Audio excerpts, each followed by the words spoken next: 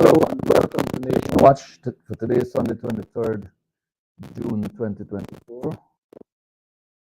Many things are happening around us. This weekend is the scheduled 22nd Biennial Congress, Delegates Congress of the People's National Congress Reform, where a number of national issues will be discussed, a number of policy decisions taken, and a new leadership will be elected. So far, we know that there are 4 names in the bag on the nomination list for the office of leader of the People's National Congress Reform. We know that from among those persons who have withdrawn, which we signed the news, this is me reporting to you from what I signed the news, that Dr. Gary Best has declined the nomination, as has former party chairman Walter Lawrence and Ms. Simona Brooms, the former Minister of Government. So that leaves the nominees standing as Carl Greenidge, former Minister, former Vice President, Amanda Walton, current parliamentarian, Mr. Roysdale Ford, Senior Counsel, current parliamentarian, and the incumbent leader, Aubrey Norton, as contenders for the position of leader of the People's National Congress Reform. And there are a number of nominees for the other positions of chair, vice chairs, treasurer, and the 15 Central Executive Committee members. So, highly anticipated, the 22nd Biennial Congress of the People's National Congress Reform.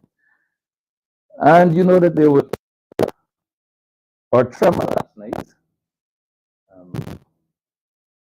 Some people attribute it to what's happening in the oil and gas industry. I've seen articles suggesting that there's a possible connection that's completely out of my area of expertise.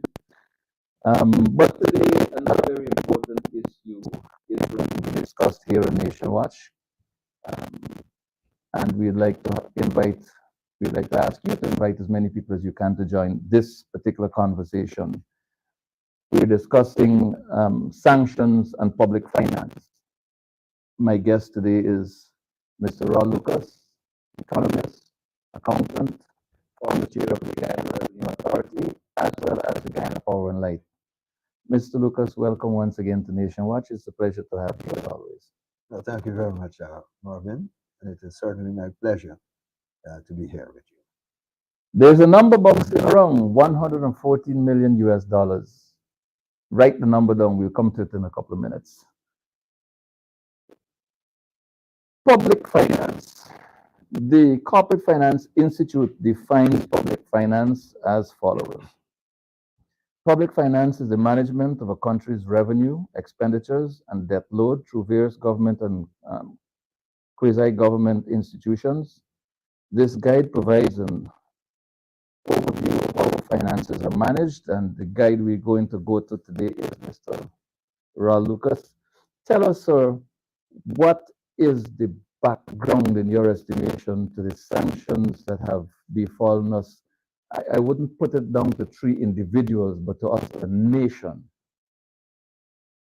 Okay, thank you very much once again, Mervyn.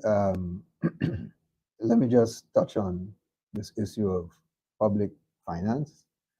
A simpler version or definition of public finance is one that is given by Harvey Rosen, a professor out of the United States of America.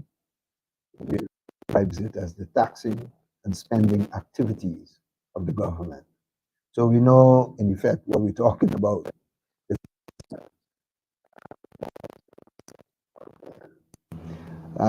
But I think, given the topic that you have presented to me, I think the first thing that I should do is explain what were these sanctions, the basis for these sanctions. And the basis is something known as the Act. And this is the United States bit of legislation. Yes, the Magnitsky Act is a law that was signed by former President Barack Obama in 2012 to confront corruption and human rights violations. And this law was really named after a Russian whose last name was Magnitsky.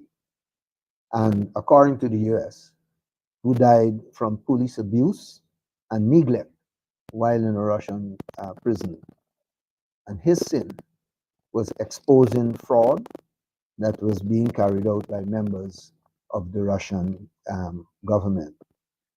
The initial focus of the law was to sanction individuals from Russia for judicial killings, torture, and other human rights abuses. But then the law was subsequently broadened to include corruption. And I think this was done by President Trump of the USA. But what also happened was that the reach of the law was also widened from on Russia to the rest of the international community, hence the name Global Magnitsky Act. And that law really gives the President of the United States of America, the power to impose sanctions on any person or business that, in the view of the United States of America, could threaten the domestic policy and financial system of that country. So I think we need to understand, therefore, the seriousness of the United States of America.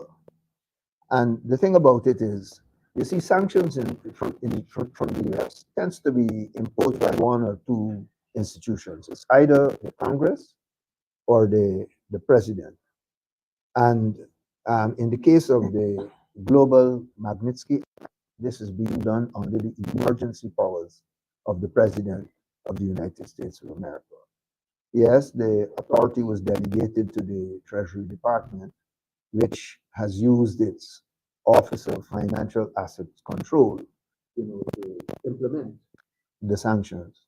But what we need to recognize is that this is done in collaboration with the Attorney General of the United States of America and the Secretary of State of the United States of America. So this is not somebody getting up out of the bed one morning and deciding to impose sanctions, as would have been done in the case of the three persons and businesses that have been sanctioned here in Guyana. So I think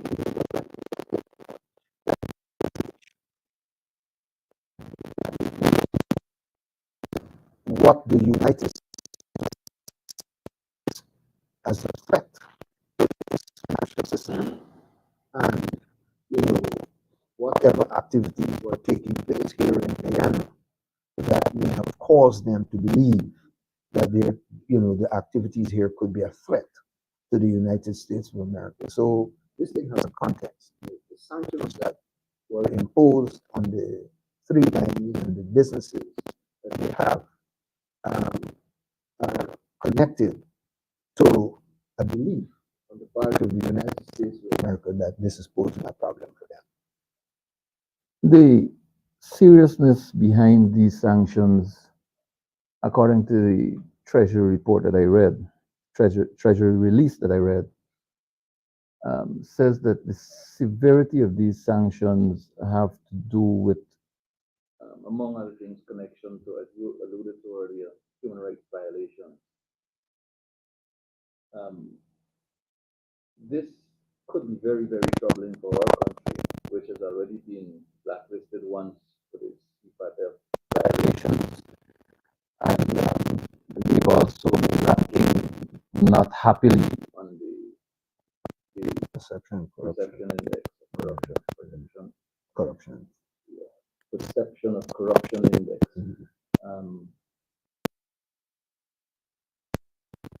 What's happening in Guyana is deeply troubling because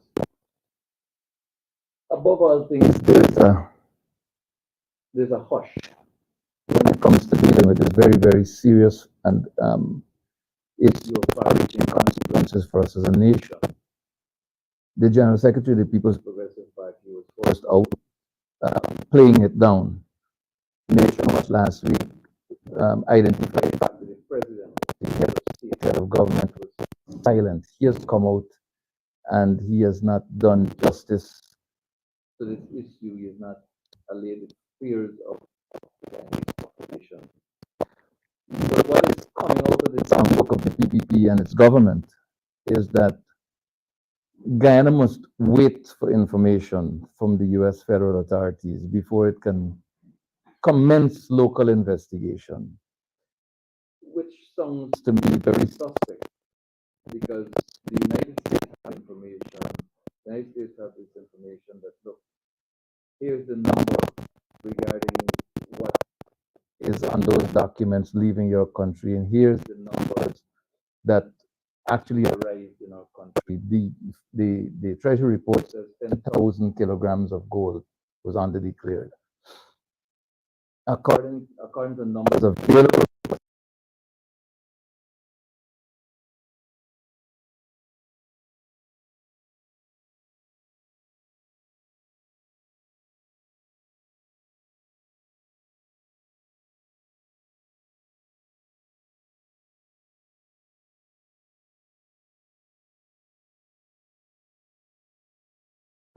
up on screen for our viewers, which shows that between 2020 and 2022, on the declaration was $1.8 billion US, and Guyana lost revenues or possible revenue losses would have amounted to 164 million US dollars. Now, the government of Guyana has been told by the US federal authorities that their investigation into the named business people and businesses accounts for 50 million US dollars in tax violation. The numbers here show that the government of Guyana has still not identified another $114 million in possible revenue loss due to underdeclaration. I'm pretty sure that the United States over time will release additional information and quite possibly additional sanctions. What do these numbers do in the general scheme of things to help the government to start its investigation? Well, I want to say that we ought to clarify a couple of things. The first thing I want to clarify is that the sanctions, even though they have sanctioned Guyanese and their businesses, the sanctions represent a public policy of the United States of America, which means that the sanctions are to be observed by US persons, and US persons refer to citizens of the United States of America, permanent residents of the United States of America, and whatever businesses they have, whether in the United States of America or out of the United States of America.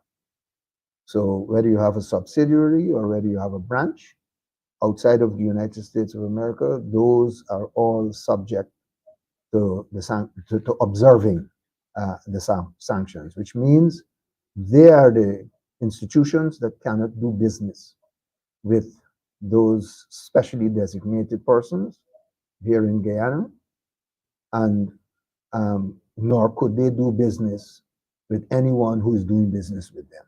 Yeah. So it has a sort of a domino, it could have a domino effect in terms of how business relationships could take place.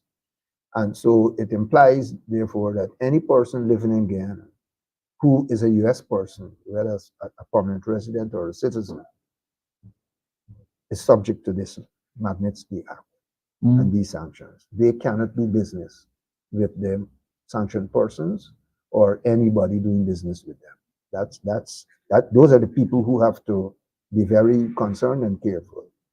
And clearly, that is going to impose a lot of burden on the financial burden on those persons because they now have to include in their behavior due diligence processes to ensure that at least they are demonstrating that they're taking the actions to avoid violating these sanctions. Um, the other thing I want to say is this. In reading the press release that was issued by the Treasury Department, um, we got indications that the United States of America focused its attention on um, the period between, and I think those words are very important, between 2019 and 2023, which means that they're really looking at 2020, 2021, and 2022. Those are the years that they focused on. And so I want to draw attention to a table, table one. Yes. And I also want, we have on the screen actually a website which you can see has the some descriptions and so forth of products. But before we go to that website, I want to draw your attention to the spreadsheet on the screen. And the spreadsheet on the screen is showing eight columns.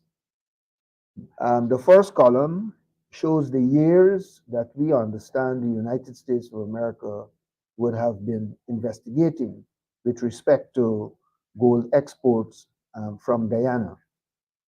And column two shows that the amount of gold that was actually recorded as being exported from Guyana. And I would ask if you can show the website from which this information was taken. If you can just put that back on the screen and you can hover your cursor over the gold, hover the cursor over no, not that's petroleum. I want it over gold, yes. Put it over, just put it over gold. Anybody looking at this screen can see the export value presented there is $1.36 billion worth of gold. So you can see, therefore, that anybody who took gold out of the country would want to make sure that they got the full value or revenues from the gold that they were selling. And that website shows that we got $1.36 billion being sold in the year 2022. I can tell you we don't need to look at the website, but we could go back to the spreadsheet and you will see, therefore, but coming from that same source, which is the Observatory of Economic Complexity, and that is an organization that was formed by a group that is associated with the Massachusetts Institute of Technology. So you could imagine, therefore, if we could get access to that information, then one could assume that the United States of America would also have access to that information. As the government of Guyana. Yeah, and as well as the government of Guyana, because quite clearly, the information that they might be telling us that they are writing to the United States of America for is right at their fingertips. They don't need to sit around and wait for anybody if they are serious about, addressing this matter that has resulted in the sanctions before the Guyanese that are now the subject of this imposition. Column 3 looks at the domestically reported exports. In other words, if you were to go to the Bank of Guyana's statistical bulletin, quarterly bulletin and statistical abstract, you will see for the years 2020, 2021, and 2022, the amount of gold that they were told by the Bureau of Statistics that were exported by Guyana. Now, and as you can see, it is far lower than the gold values that were reported internationally. So clearly, column 4 is showing the discrepancy. Column 4 is showing that in 2020, $701 million US dollars worth of gold was unaccounted for. In 2021, $592 million of gold revenues were unaccounted for.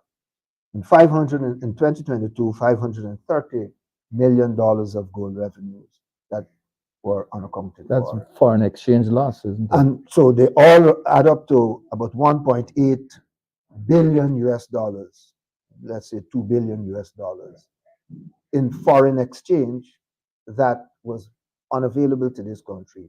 Now, the thing about it is, we don't know if all of this gold was produced by Guyana. There is a distinct possibility that some of this gold might have come from other sources. I can't say. My analysis just allows me to see the contradictions in the figures.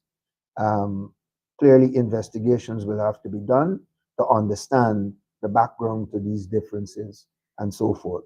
But that is foreign currency that is lost to Guyana. And so you could imagine why the private sector might have been complaining for the last couple of years that it can't get access to foreign currency. And that is probably because maybe gold which we produced was not, the revenues from those golds were not returning to the country, or even if they came, they might have been going into a special depository arrangement. I don't know. But I'm fairly certain the government of Guyana could conduct its investigation and find out what the situation was, what the financial policy situation was. And then, as you pointed out, Mervyn, columns 5, 6, 7, and 8 give us an idea of the um, public financial revenues that we could have lost as a result of this discrepancy in gold exports. Um, we probably would have lost about 91 million US dollars in royalties.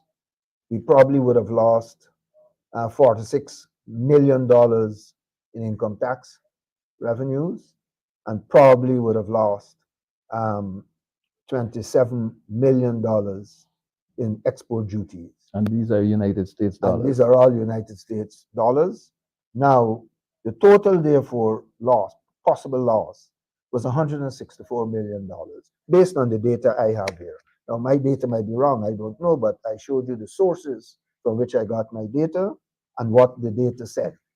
So that leaves us with 164 million US dollars over 3 years. The United States of America has told us that the individuals, the specially designated persons who were sanctioned, um, probably robbed the coffers, the public treasury, of about 50 million US dollars. So, but if that leaves 114 million US dollars unaccounted for, and the only conclusion I could draw from that figure, that balance, is that perhaps more persons were likely to be sanctioned at some point in time, because the Mohammeds are only accounting for 50 million. So there's another 140 million that need to be explained in some form or fashion. Um, I this is troubling, and this is all coming to light at a time where all the news agencies, all the government um, department spokespersons are putting oil and gas on the front burner, and nobody's paying attention to other crops. Nobody's paying attention to non-oil industries generally. And so this comes at a time when the country is reeling from reduced gold declarations. Mr. Ali is reported as having said that he has removed or will remove all of the burdensome procedures dealing with gold trading. I believe that was meant to be both local and international gold trading. I think he has, in fact, said that he has removed those burdensome um, requirements. But here it is that this situation with undeclared gold is now taking up a lot of space and bringing some really, really negative consequences to our country. Why would Mr. Ali remove these, as he termed them, I believe, onerous obligations at a time when gold prices are really high and persons would be eager to sell their gold to the Guyana Gold Board and that kind of thing. That's one question. And the other question is, do you get a sense that there was a collapse at this institution called the Guyana Geology and Mines Commission, with all the monitoring regulations that they have and the personnel in place? How is it that gold is being underdeclared? What's happening at the ports of export, the points of exports, where the Guyana Revenue Authority has a presence? And their charges to safeguard the revenues accruing to our country, to our national coffers. But the U.S. is finding more gold arriving in its territories than is leaving Guyana. What's happening to our institutions? I'm not so sure if all of this gold is going to the United States of America. You know, that's something, because when you look at some of the data in these sources that I just identified, you'd probably find that most of the gold is going into the Middle East.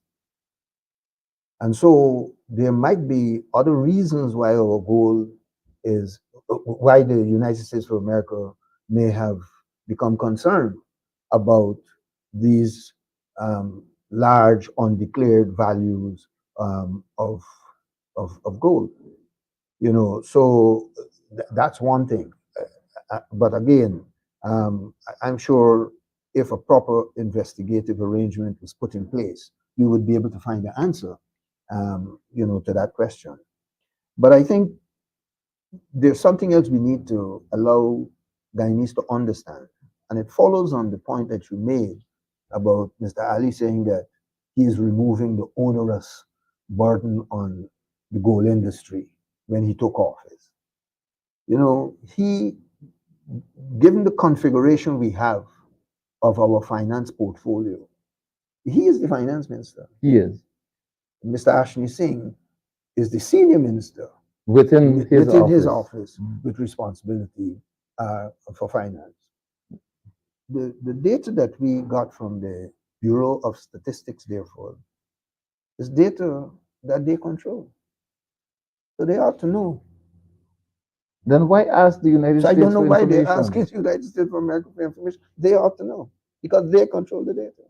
And as you know, none of the reports, the Bank of Guyana cannot issue its half-year report, its annual report, or any of the other reports, the quarterly reports or so, without approval from them.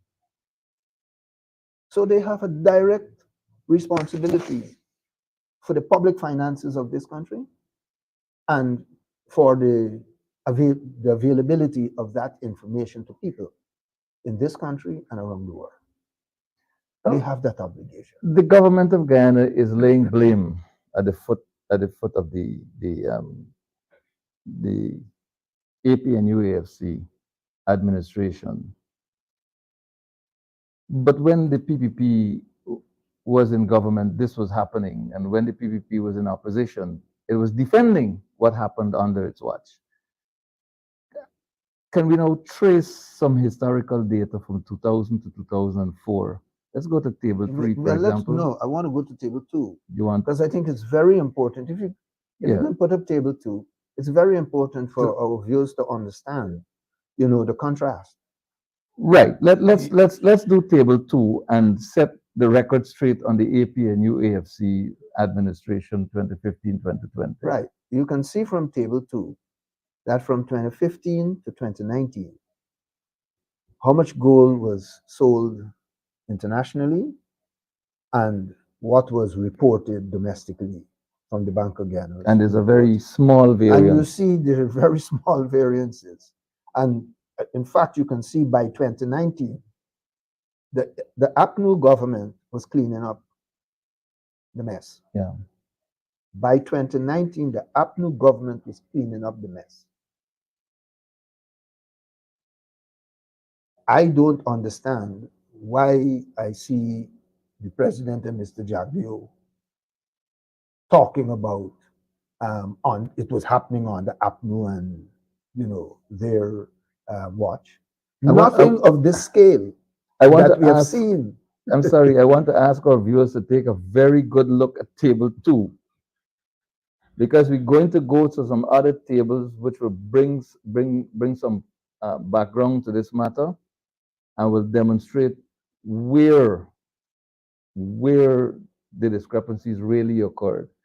And we must search our minds and our consciences to determine, to the best of our judgment, what would have caused the differences in the two administrations. So here is table two.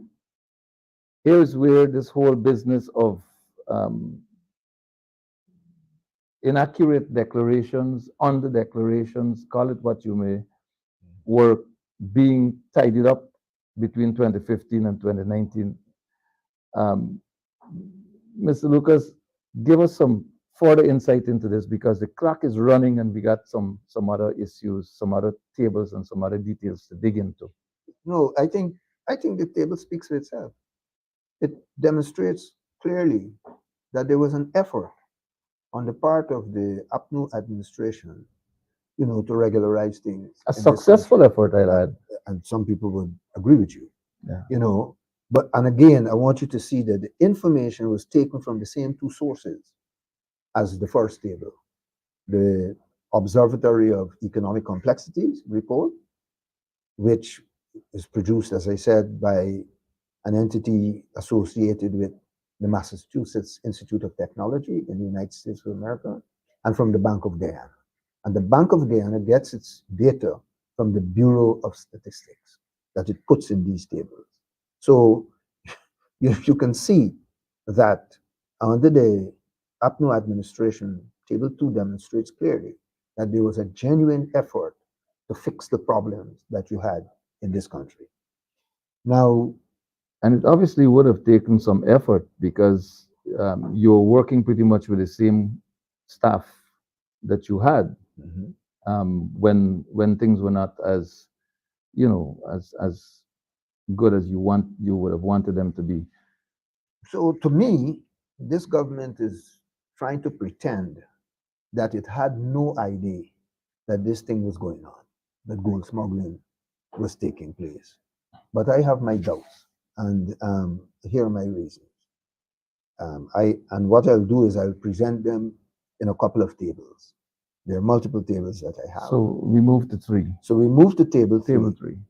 and you will see in the years 2000 to 2004 that in 2000, and I think 2000 was the year before elections, in Yes. 2001, Yes.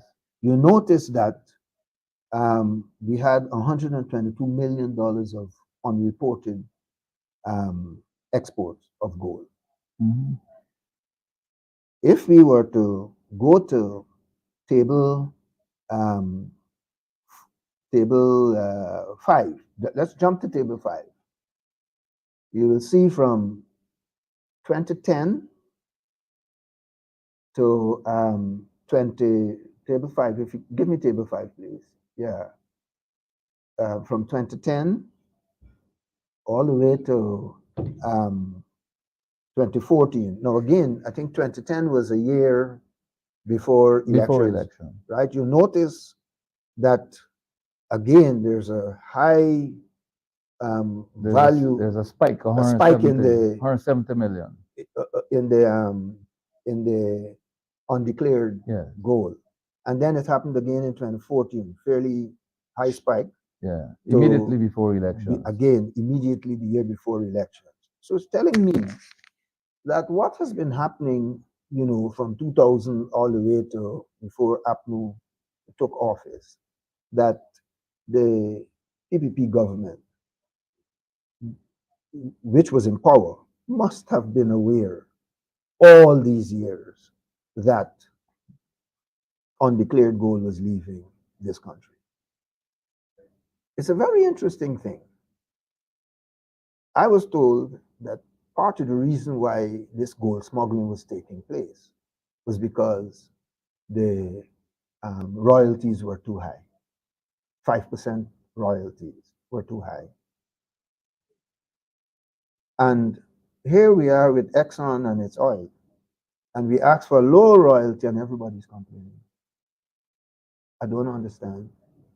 We don't seem to appreciate that perhaps if we gave a lower royalty, even to the people in the gold industry, that maybe we might get more gold declarations.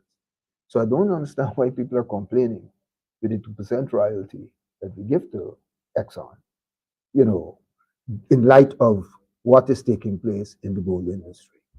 So it is something for people to think about. But let me take you now to table 4.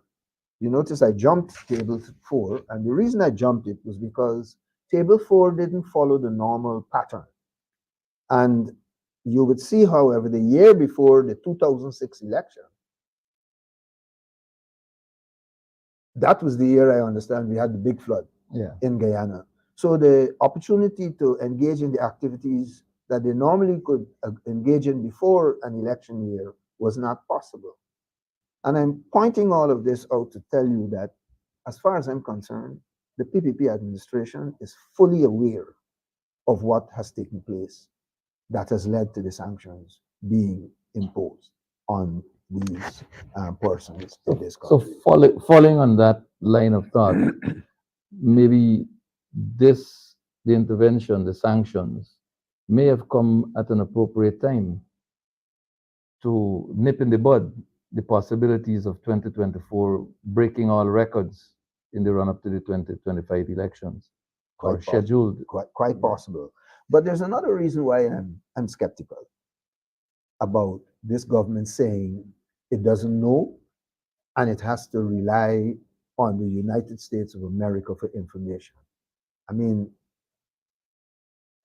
I don't know if they believe that Guyanese are living under a rock and are not following the news in this country and even internationally.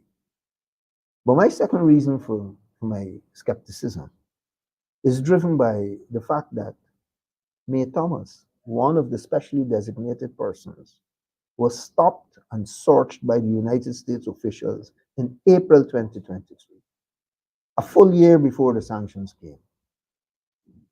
And in July of that same year, there was a Reuters article that was published which indicated that Exxon was warned by US officials not to do business with the Mohammeds. Are you telling me that Guyanese are to believe Mr. Ali and Mr. Jack Dio, that the government did not try to find out details of the infractions of May Thomas and the Mohammeds in 2023 so that it could address the concerns that the US might have expressed? Is that what they're trying to tell Guyanese? That they had to wait until sanctions came before they could now write the US and ask the US for information? Well, That's a dereliction of duty. when Ms. Thomas had returned to Guyana following that encounter, we were told by a senior government official that she will present a statement and then the government will take it from there. But I do not recall any report between that one and the sanctions. Even if she didn't make even if the report wasn't made public, my point is, you can't be telling me today, a whole year later, that it's now you're writing the US government to find out what was going on? But my question is, why do you need to write the US government when the information is available? Look, the GGMC is required to monitor gold production. If a business has a gold export license, there are certain requirements that are attached to that license. If in the exercise of the use of that license, gold is exported, the Guyana Revenue Authority has a very important role to play at the exit port. Is the government suggesting to the citizens of this country that none of those three agencies is in possession of any information that is useful to an inquiry? And then there's a whole question of repatriation of revenues, funds earned from the sale of gold or whatever is traded internationally. And that has to come into a banking system. That banking system is monitored by the Bank of Guyana. Is the government suggesting that any inconsistency between what is declared as exports and repatriated sum cannot be reconciled and discovered? I mean, that's a very good observation because um, the government doesn't need to go to the US for any information because we have the declaration. We know who the customs officials are. Their signatures would be on those declarations. The names of the exporters would be on those declarations. And the so forth. consignee as well. Right. So you would be able to ask those persons what has happened, what is happening, so that they would be in a position to help explain what might have happened. Because clearly now we are seeing that the information relating to the gold amount of gold that was sold is different from what appears on the declaration. And even if it is just to clear the names of these customs officials, because the gold, as I said, could have been gotten from elsewhere. Who knows? But my point is, at least our customs officials should be able to help us to clear up some of these problems. Here's the hard question. Persons have been named, businesses have been named as specially designated with respect to these sanctions. Yes, measures have been taken, licenses have been suspended, neutralized in whatever other way. But the proceeds from the sale of gold that was underdeclared in this jurisdiction, finding its way back in to the banking system, the public financial system of this country, how does that fit in with compliance to these sanctions as far as the financial institutions are concerned, as far as the government in its budgetary business is concerned? Well, I think we need to look at the financial flows into the financial system. Clearly, the Bank of Guyana has some responsibility, and we can. The government is accessible. So if there has been um, an inability to explain the exports, then there should be an inability to explain the extra money coming in. So the central bank, I think, should be in a position to, the central bank should at least be in a position to help us in that regard. But let me be frank, the part that I'm more concerned about is the verification process before things got out of hand. Are you saying to me that as a country where we have, um, where we ought to have systems for accountability, institutions that should help us to prevent things from getting as bad as they got, with the result that some of our citizens, some of the citizens of Guyana, had to be sanctioned by another jurisdiction? I'm saying, just like how, and I can tell you, we do this all the time. And sometimes we say, man, the government information, we're not so sure where they're getting their information from, but we always accusing them of corruption. That's why at least that's why I always, you know, say that as far as I'm concerned, the government is corrupt because of the inconsistency between information seen in these global databases and that which we have coming out of the public system. But what does that do to our country? What dangers do they expose us to as a nation? Well, clearly to me, right, when you see how they've been handling things like procurement and so forth, it demonstrates to me that there has been an attempt by this government to normalize corruption in this country. And the press conferences that you get out of these people, because we have demonstrated on this program before contradictions between what the president and Mr. Jagdeo have said about the performance of this economy over the years. Um, there's a contradiction in what we have seen, and as far as I can see, the public procurement process, the public public accounts process, all of these accountability mechanisms are not being allowed to function, and that's part of our problem. Well, the Treasury report does, in fact, say quite clearly that bribery and corruption are the two things that are responsible for the collapse of these And so, in institutions. making that reference, I want to come back to the third reason why I'm skeptical. And,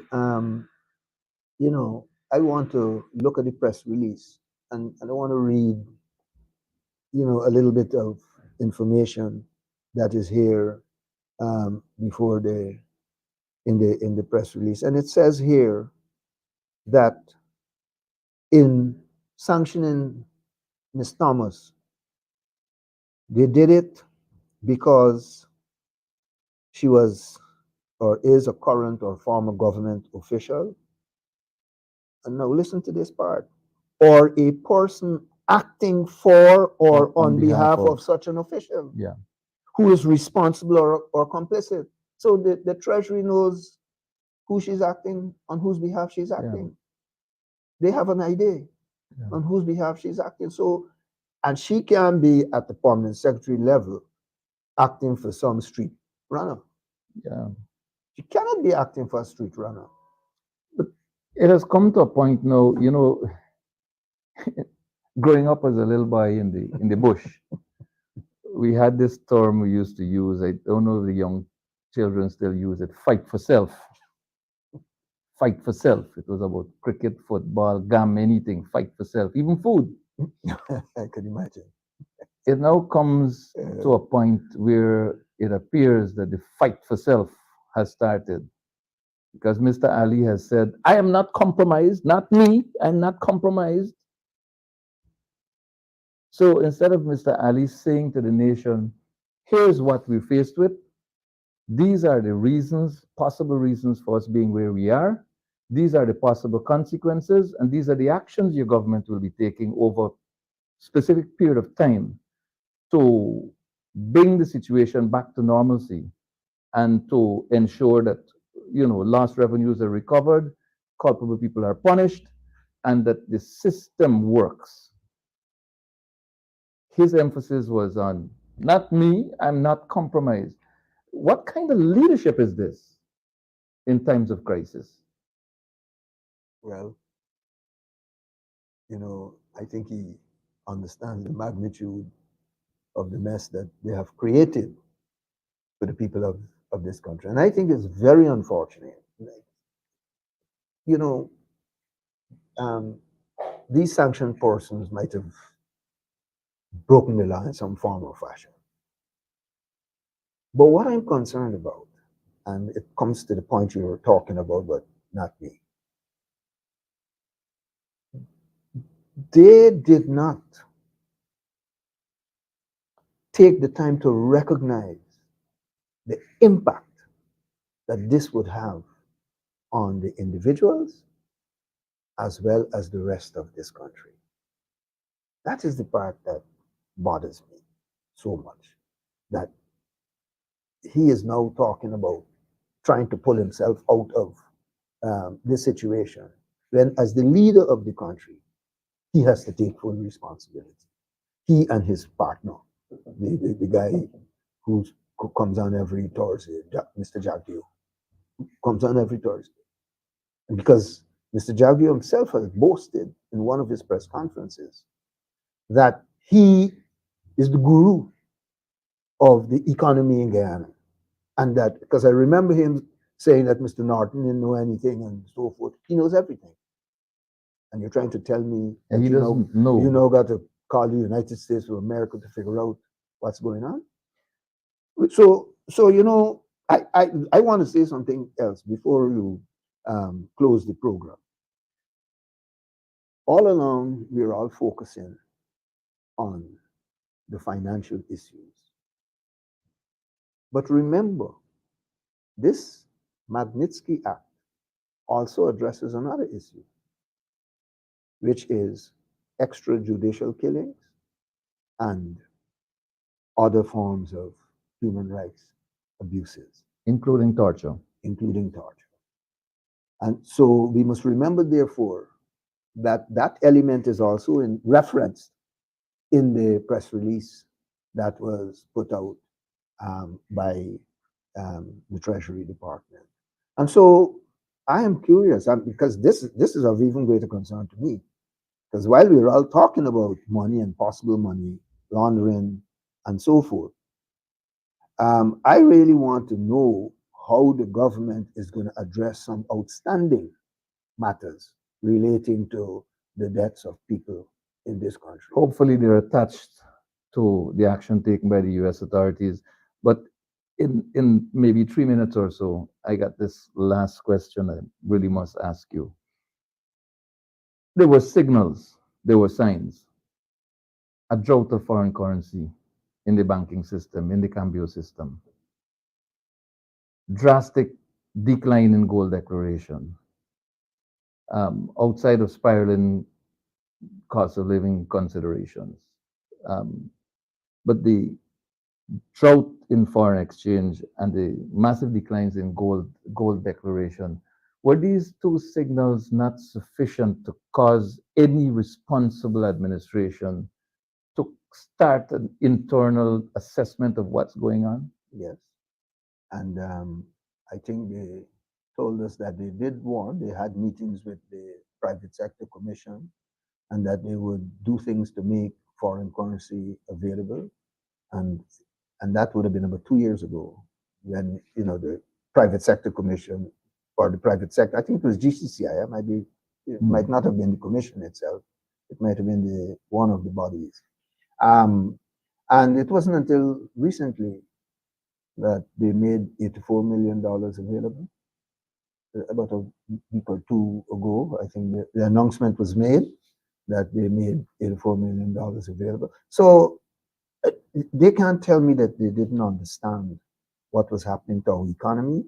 They can't tell me that they didn't understand the impact that the shortage of foreign exchange was having on people's ability to produce goods and services, in this country, to be able to help to increase the supply of goods and services and help to bring the cost of living down.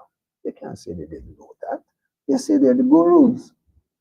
They're the gurus of this economy. They know everything. And even though you show that, which means that the absence of action may have very well have been deliberate. Okay. To know and to not to do deliberately. I can't disagree with you on that. I can't say it's for certain, but I can't disagree with you on that. Well, we were in for tough times with another possible wave of sanctions on the horizon.